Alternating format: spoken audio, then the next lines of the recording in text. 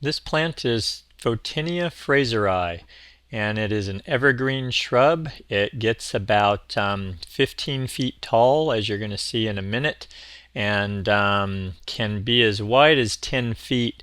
I typically see this used where it's planted 3 to 5 feet on center as a hedge, like you're seeing in some of these applications.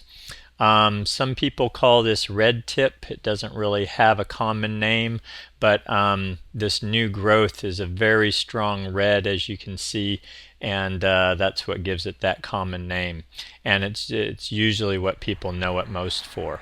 One of the things you see here is a very old, mature planting, and these shrubs are about 12 to 15 feet high, and are growing with no water, only seasonal water. And again, where we are, we get no rain between April and November typically. So it's a hot inland valley. It gets 90 to 100 degrees on a regular basis during the summer, and the winters are cold. They get down into the mid 20s typically.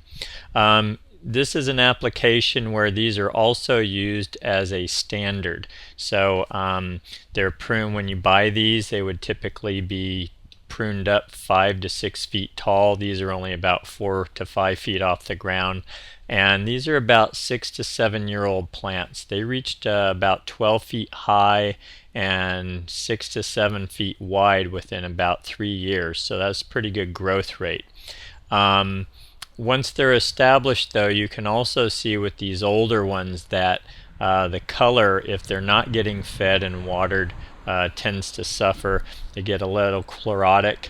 And also, if they're used in too narrow of an area, you end up having to prune the sides on the plant. And that's one of the reasons I'm showing some of the footage that I am, because I find these plants are usually misused.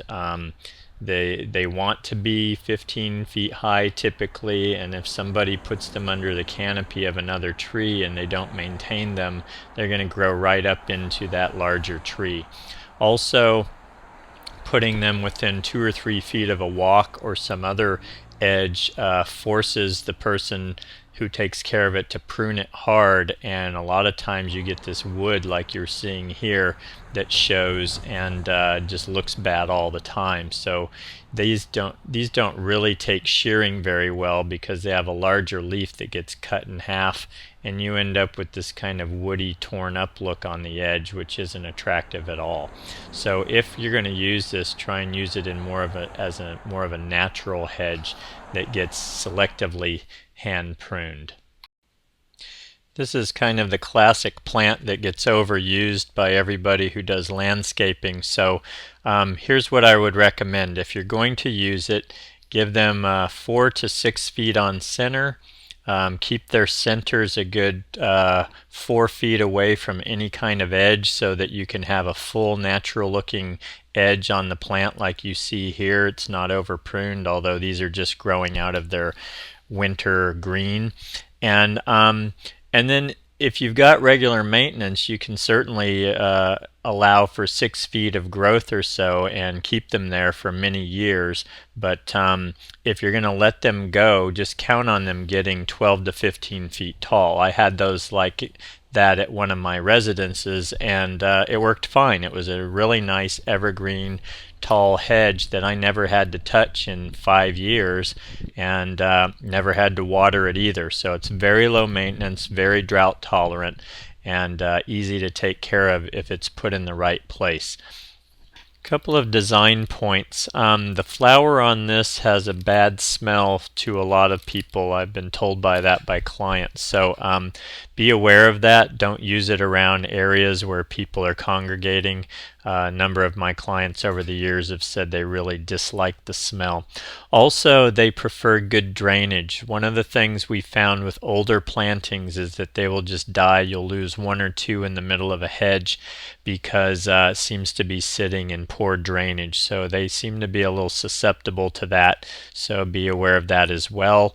Also, as I mentioned earlier, give them enough space to where you have a 5-foot wide plant minimum. Otherwise, you're going to have to prune them too hard on the sides.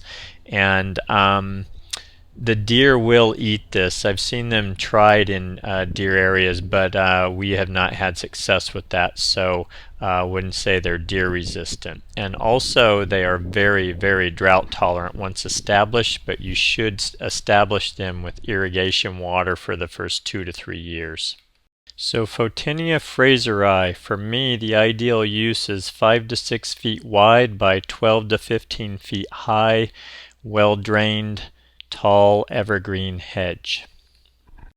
By the way, the strong red color for Photinia fraseri is in the spring typically and lasts 1 to 2 months.